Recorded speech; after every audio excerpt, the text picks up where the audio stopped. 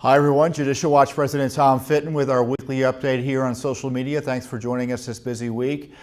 We've had big congressional hearings with Peter Strzok. We have a new lawsuit or new documents as a result of a lawsuit about Peter Strzok and Lisa Page.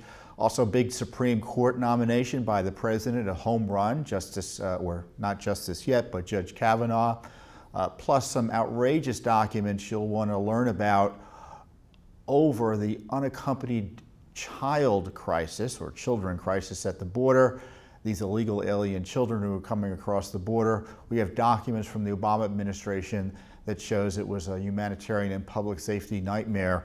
Thank you, President Obama. But first up is the big news about Peter Strzok this week.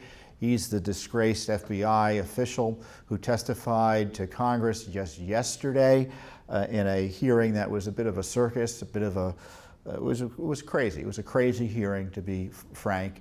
Now, Peter Strzok is the FBI agent who was having a relationship with Lisa Page, an adulterous relationship, another senior FBI official and lawyer, while running both the Clinton investigation, the Clinton email investigation or non-investigation, and the anti-Trump Russia investigation.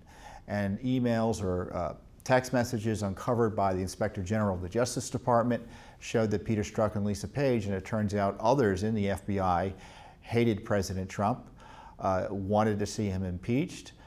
They talked about having an insurance policy in case he won, and they also talked about stopping Trump from being president. This is Peter Strzok, the man in charge of the FBI's investigation into Russia, the man in charge of the FBI investigation in the Clinton email server. Now, Mr. Strzok was testifying yesterday, and I'm trying to put aside all the craziness in terms of the questioning and the yelling and the screaming. It was incredible to see, for instance, the Democrats applauding Mr. Strzok. He'd been escorted out of the FBI. The IG found his testimony to be unpersuasive and said that his conduct really brought disrepute upon the entire agency and was completely at odds with the ethics as far as they went at the FBI and Justice Department. But of course, it becomes a partisan battle in Congress. So that's why it's up to Judicial Watch and you, honest viewers, to kind of cut through it all and figure out what really went on. So Peter Strzok confirmed he wrote the text messages.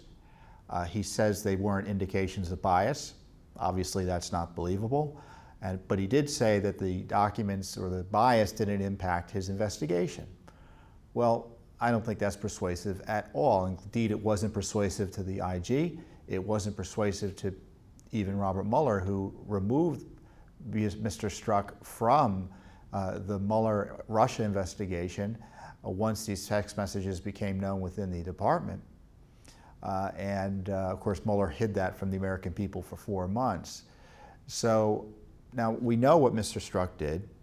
You can see from his testimony yesterday, he still hates President Trump. He's not a terribly credible witness to my estimation. But what do you do about it? What do we do about it? I mean, yesterday there was a lot of yelling about whether his emails or text messages demonstrated bias. Well, they didn't demonstrate bias, they demonstrated corruption. This man was running the Clinton email investigation, and he was running the Russia-Trump investigation. The IG saw his refusal to act quickly on the investigation into the Wiener laptop emails, which contain Clinton emails that they found in September of 2016. They sat on that for a month. And the IG thought that Strzok's pro-Trump or anti-Trump bias impacted his handling of that issue, because he was focused and hyper-focused on getting Trump at that time, talking about impeachment almost, I think, the day after Mueller was appointed. So now Congress likes to hold hearings, but the hearings don't often amount to much because of the process, because of the way the hearings are conducted. Now you see these hearings and you say, well, that's the way it's always done. No, it's not the way it's always done.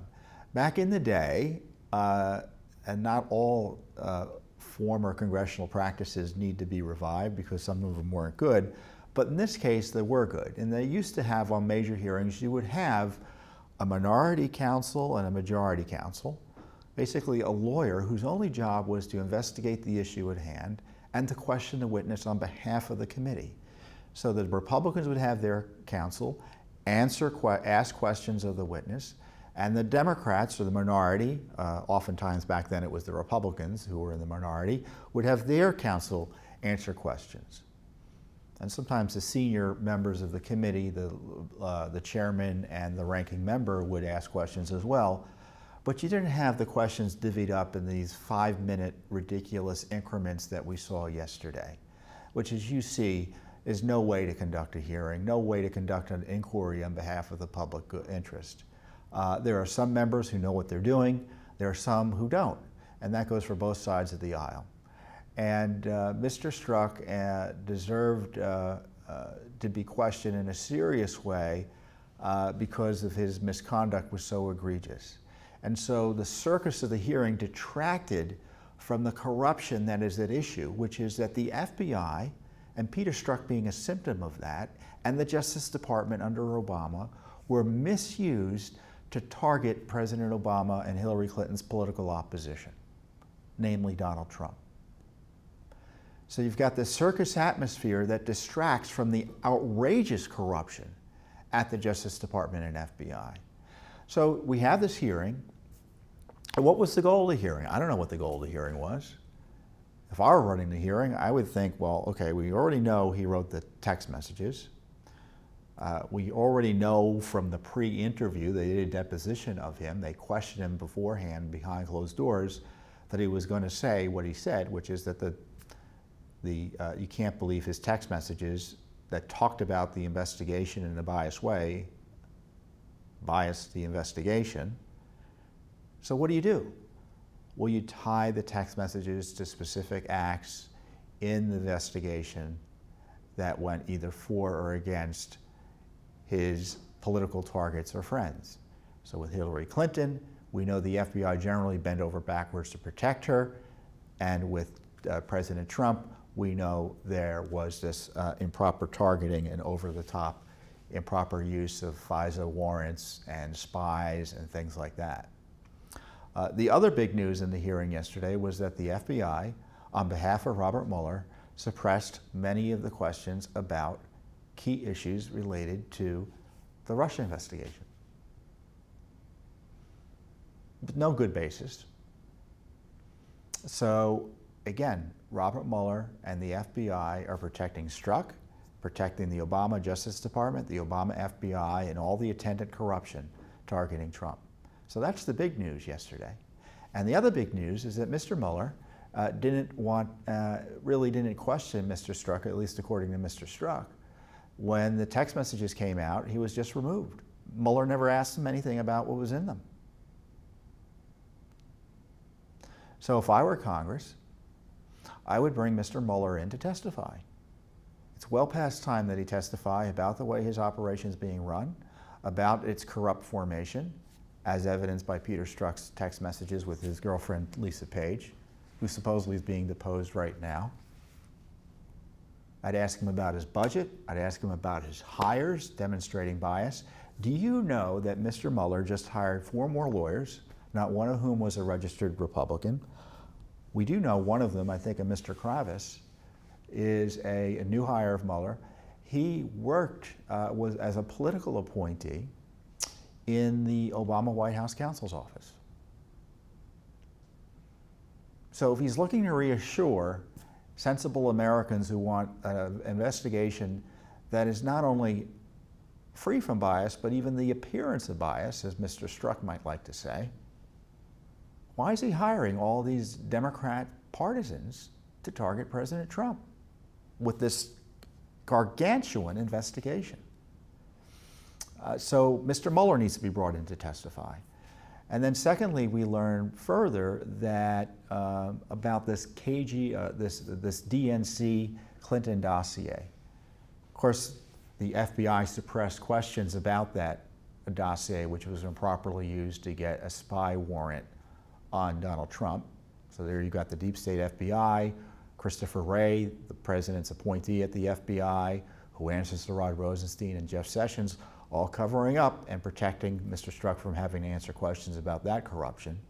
But we learned that key elements of that dossier were funneled to Mr. Strzok from Bruce Orr, whose wife worked for Fusion GPS, Nellie Orr, which Judicial Watch has multiple lawsuits on, trying to get information about that, despite stonewalling from Congress, from the Justice Department and FBI. So talk about an inside job. You had this Democrat Clinton vendor, again, Fusion GPS, hired by Hillary Clinton, Democratic National Committee, to dig up dirt on Donald Trump. They worked with Russian intelligence sources and who knows who else to target Trump. And they laundered it into the FBI and DOJ, and we had confirmation that it was laundered through the spouse of one of the Fusion GPS employees. Talk about corruption. Why on earth is the Mueller operation allowed to continue in light of the nascent corruption that was behind the focus of its investigation? The very reason for being was to target Russia collusion between the Trump campaign, collusion between Trump and Russia. There's no evidence of that. The only evidence that's been generated has been corruptly generated and therefore can't be trusted. But this Justice Department allows the Mueller train to keep on going forward. And to be sure, the day after this hearing that confirmed the corruption in the formation of the Mueller operation, they had a press conference today over at the Justice Department announcing a new indictment. Another kind of glorified press release indictment. You know why it's a glorified press release? Because the indictment was against 12 members of the GRU, which is a shorthand for the military intelligence operation of the Soviet Union, or excuse me, of Russia. And they're being indicted for hacking into DNC, DCC, Democratic Congressional Committee, hacking into and stealing emails and spear phishing and getting passwords and identities and taking the emails and leaking them through websites like, it looks like WikiLeaks and DC Leaks and other front websites and Twitter accounts and things like that. And that was announced today. Well, isn't that interesting? The indictment, and I've reviewed the indictment, this is the indictment here. A bunch of cats, 29 pages or so. I think I read it. Yep, 29 pages. No collusion with the Russians, no collusions between any Americans and the Russians. Some Americans cooperated with the hackers, but they didn't know they were Russian. No collusion alleged between Donald Trump's campaign and the Russians in this indictment. We didn't need a special counsel to come up with this indictment. Indeed, Rod Rosenstein announced it. Why isn't Mueller announcing it? If Rod Rosenstein's announcing all these big indictments, maybe we don't need Mr. Robert Mueller at all. Of course, we don't need Mr. Mueller to be doing any of this. And of course, this is a glorified press release. You know why it's a glorified press release? Because the allegations in here, well, it's actually worse than a press release. Because I know when Judicial Watch puts its press release out on documents, we attach the documents so that people can see for themselves the truthfulness of the release. Now, I'm presuming the Justice Department and Mueller are telling the truth about these allegations, but it'll never be tested in court because they indicted 12 members of the Russian military intelligence operation who are never going to come to the United States and be tried. And if we were the FOIA information about this, and I encourage you to read the indictment because it's disturbing to see what the Russians were trying to do and were doing. It looks like they may have stole voter information. They were clearly messing around with the Democrats. They were also messing around with the Republicans. But no collusion. And if we were to FOIA, as I said, if FOIA for information about this, they would tell us you can't have any of it because either it's classified or the investigation's ongoing. It's an open criminal case. Well, it will remain open forever. Isn't that convenient? Because these guys they indicted will never be tried. So Mr. Rosenstein holds his press conference today announcing this, And rather than having a straightforward press conference, he makes snide comments and snarky comments about how they don't try cases in the media, on the internet, or in congressional hearings. So a gratuitous swipe at Congress and at those Americans who have concerns about the way the Mueller operation is running, its transparency, its ethics, and its targeting. And to me, this is just another desperate gambit by the Justice Department and Mr. Mueller to demonstrate their usefulness and relevance. But don't buy it. We don't need a special counsel to issue press releases / indictments, because this could have been done by the Justice Department if they wanted to. It didn't involve Trump.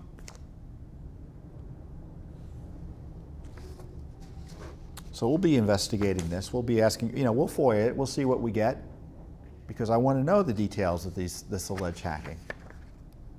I want to know the details of this alleged hacking. Did they look at the DNC server?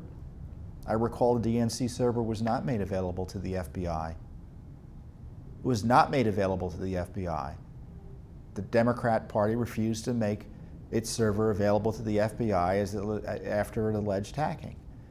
They had their own vendor look at it, and the FBI relied allegedly on the Democrats' vendor to describe the hacking that took place at the DNC or Democrat Party headquarters servers. How did that work? We have a FOIA about that too, don't worry. So again, so Judicial Watch, we watched the hearing yesterday. I suffered through a good part of it. And what is the follow-up? What are they going to do about Mr. Strzok?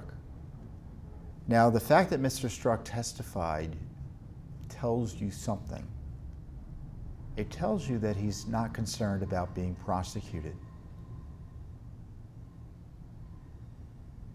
Or he tells me that he's got a bad lawyer, and I don't think he has a bad lawyer. If he was facing serious threat of prosecution, he would never have testified yesterday. So Congress isn't going to do any follow-up, because there are many things Congress can do. There's been talk. Lisa Page had refused to respond to a subpoena, so they negotiated with her, and she's being deposed today. Isn't that nice? But when you become, it used to be, and as I described earlier to you, Congress can hold you in contempt, obviously. They currently outsource the enforcement of that contempt to Congress, to the Justice Department, which doesn't want to do it. They didn't want to do it against Lois Lerner. They didn't want to do it against Eric Holder. So Congress had to go to the courts separately and try to do some sort of civil contempt against Holder. That didn't really work out that well. I think they're still fighting it. Lois Lerner, criminal contempt, they never pursued it. But Congress has the power under our Constitution to jail people who are in contempt of Congress. So that's an option. And of course, they've got the ultimate power under our Constitution, because there's not a dollar that falls from the sky here in Washington without the approval of Congress.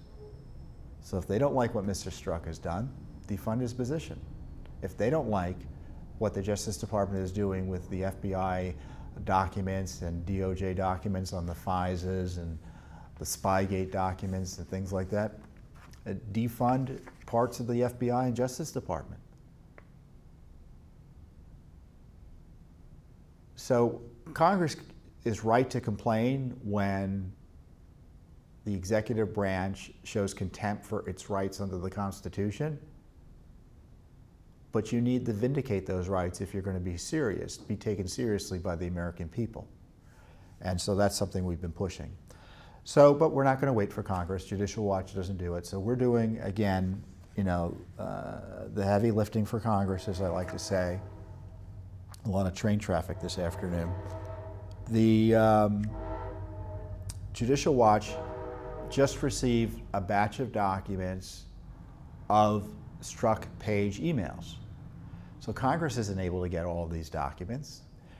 So Judicial Watch goes to the court, and we asked for the documents, and we sued because we were given the stonewall. So we sued for struck page communications, emails, text messages, and we're finally getting them.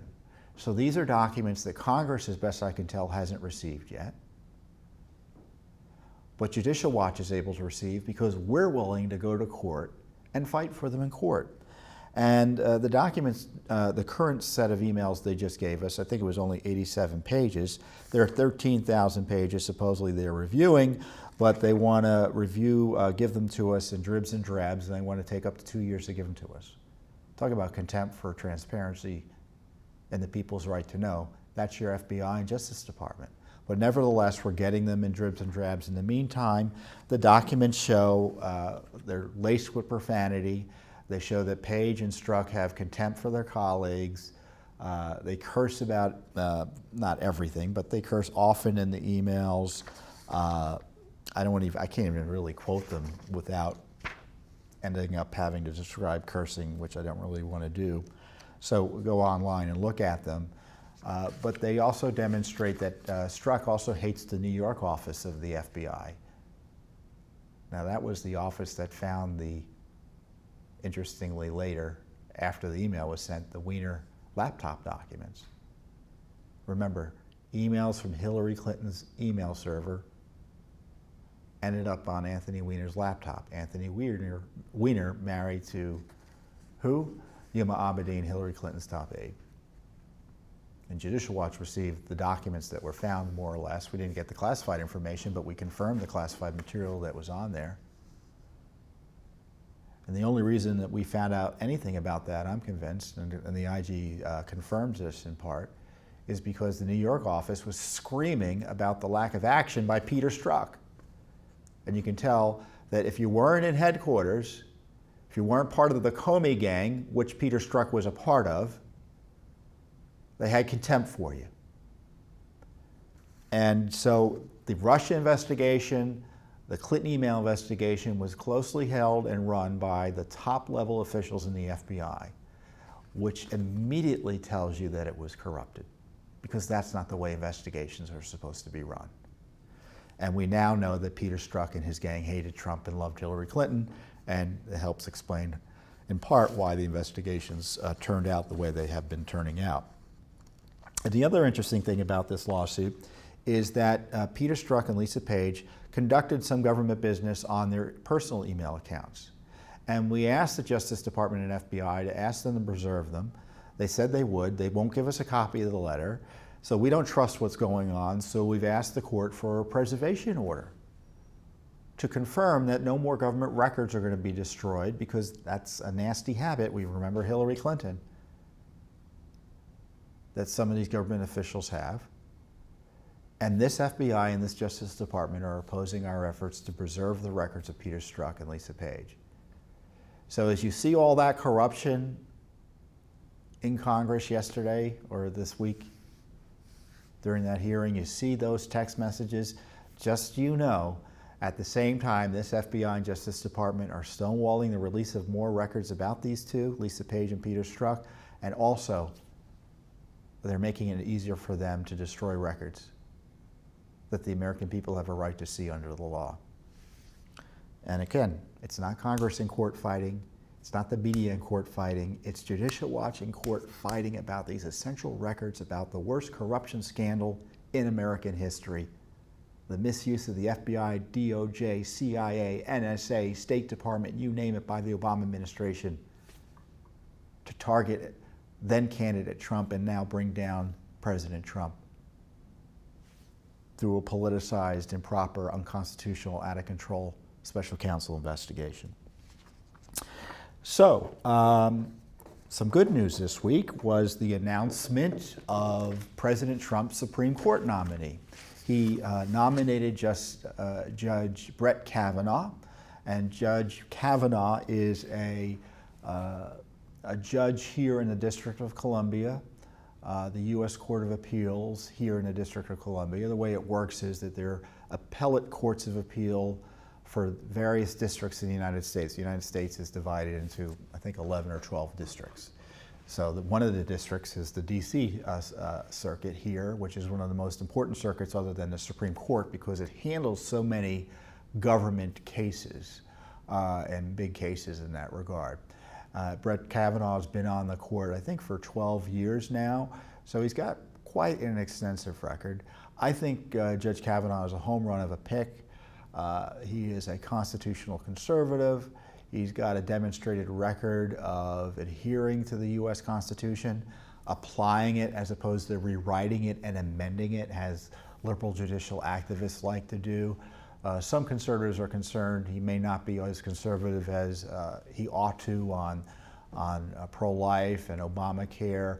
I just don't buy it. I attended a speech of his a few weeks, was it last year? I think it was last year, over at the Heritage Foundation, and I commend to you that speech. It was the Joseph Story lecture. And his speech, Judge Kavanaugh had described his approach to applying the law that will make those of you concerned about having politicians on the court so excited. Because his approach is, let's just follow the law, do what the Constitution tells us to do as judges, which is apply the law as written. And the speech shows that he would not only be a good constitutional judge or justice of the Supreme Court, the speech shows that he would be a leader and a reformer on the court in a positive way. And so I think Judge Kavanaugh's appointment will solidify a good majority for constitutional decision-making on the Supreme Court. So the only question is what's going to happen over the next few months. So I've talked a little bit about this in prior updates. The Democrats are making up every argument they can to try to shoot the Kavanaugh nomination down.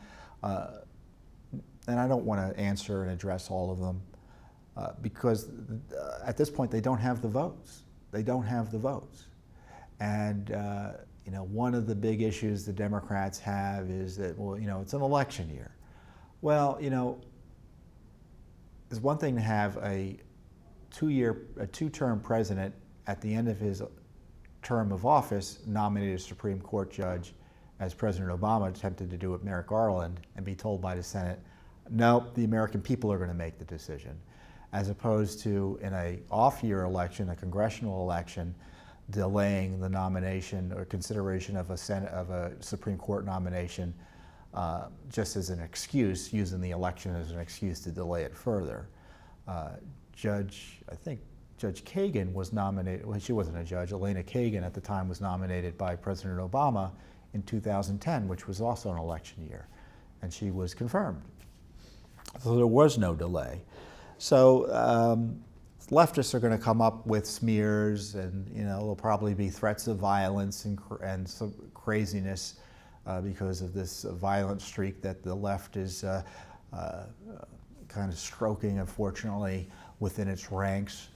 But Judge Kavanaugh is likely to get confirmed. I can't think of a way that he wouldn't get confirmed. But if you have views as to whether he should be confirmed or not and how quickly he should be confirmed, because there's no good reason that he not be confirmed by October, which is when the new Supreme Court term begins. So in theory, if looking at the timing of prior Supreme Court nominations, they should take about 2 months plus 2 weeks to consider and vote on this nomination. So I encourage you, if you have any issues and want to share your views, call your senators. Let them know what you think about Judge Kavanaugh. I encourage you to learn more about him. I know him slightly from his kids attend the same school as my kids. He's a good man as far as I can tell, but that doesn't mean anything in terms of his judicial philosophy. There are lots of good people who don't share my views on the judiciary. But when you look at many of his key decisions, I think you'll be happy that he made the president's cut. And President Trump did the Constitution a solid by nominating Judge Kavanaugh, who, as I said, I think will be an historic figure on the court if he's approved. So some good news there. Incredible documents we received as a result of a FOIA case. And I don't even think it wasn't even a lawsuit. We just The Judicial Watch has thousands of Freedom of Information Act requests pending at any one time. Now, we can't sue on them all, but we do get responses sometimes even if we don't sue, simply because we've been around and we wait and we wait and we wait. And in this case, we asked back in 2014 for reports about this crisis created during the Obama administration of the unaccompanied alien children wave that came up in 2014, 15, and 16. And Judicial Watch finally received, not too long ago, 224 pages of documents containing 1,000 summaries of significant incidents reports that show that these unaccompanied alien children processed during the Obama years included violent criminals, drug traffickers, and human traffickers. Again, these are supposed to be children. And you would not believe what's in these significant incident reports. And I encourage you to go to our website and look at the full release. You can look at all the reports that we uncovered. And so I can only give you a taste of them here, but I'm going to read a few of them here. A male UAC admitted he was forced to kill while working for the Gulf Cartel in Mexico. A male UAC, again, unaccompanied alien child, being cared for, reported he had been an MS-13 gang member for a year before coming to the U.S., so a gangbanger. A male UAC reported to staff he had been made to kill 3 people by a drug cartel. A UAC said in one facility in Oregon,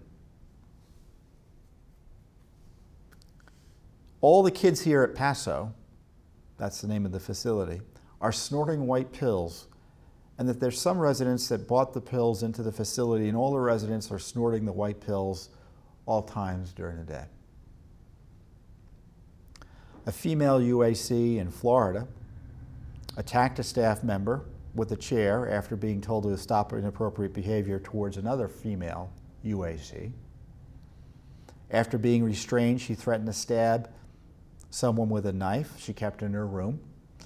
And the report concludes by saying UAC will continue to work on identifying and implementing coping skills to manage her mood. Coping skills, that's what this person needed. A male UAC at a facility in Texas said he worked as a human smuggler, charging $6,000 to $8,000 per person. He crossed into the United States. Again, unaccompanied child worked as a human smuggler, charging $6,000 to $8,000 per person he smuggles across. Another female UAC was alleged by others to be the daughter of a coyote, a human smuggler, and reportedly was passing information to her father via telephone from the shelter.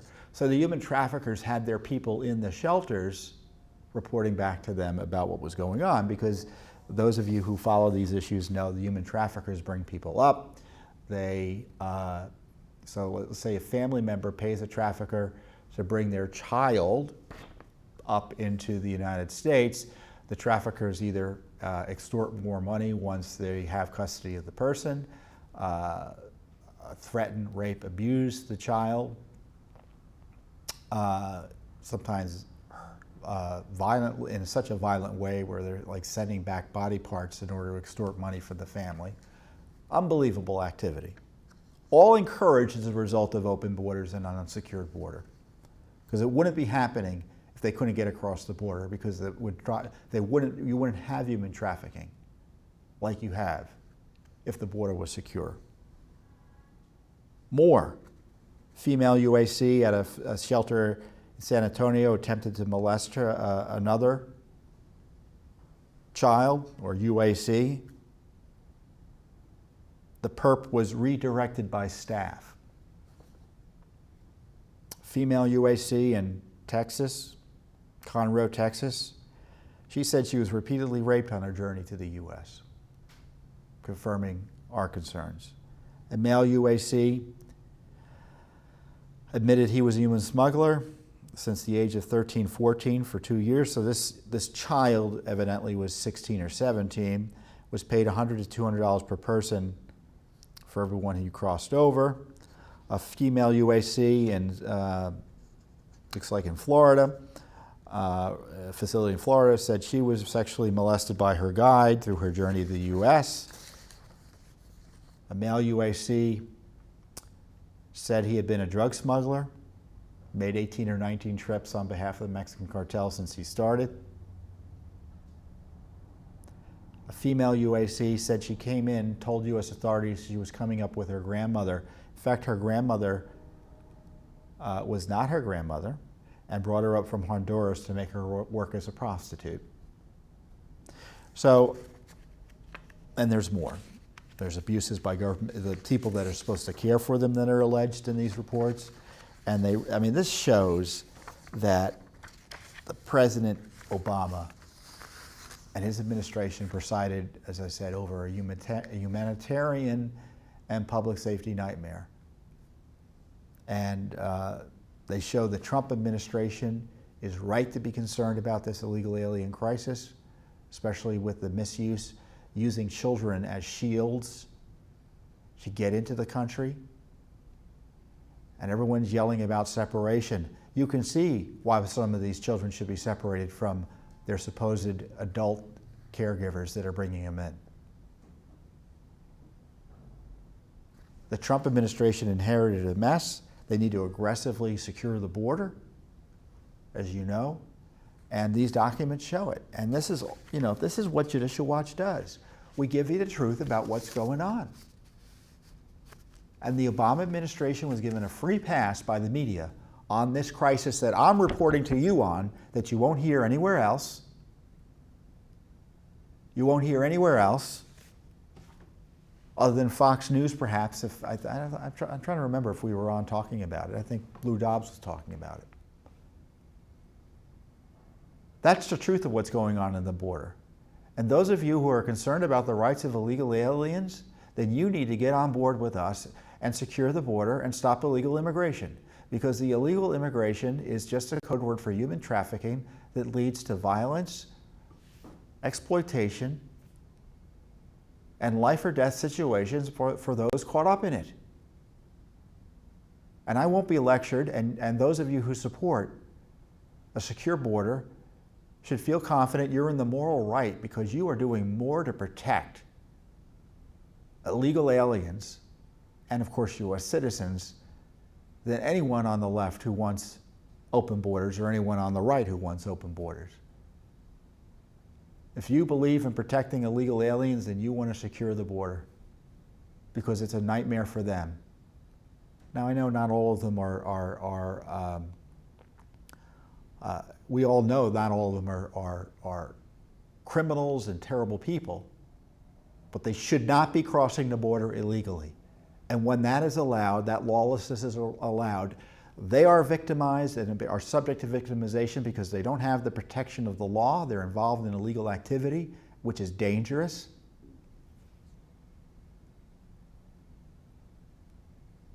And of course, it puts our law enforcement in harm's way. It puts citizens in harm's way. It's a nightmare, and I don't want to be lectured to anymore by leftists and the open border allies in the business community that they're on the side of illegal aliens. No, they're not. They're on the side of a system, an open border system that exploits illegal aliens and harms them. So if you love illegal aliens and illegal immigration. So I think that's a good way to end the update.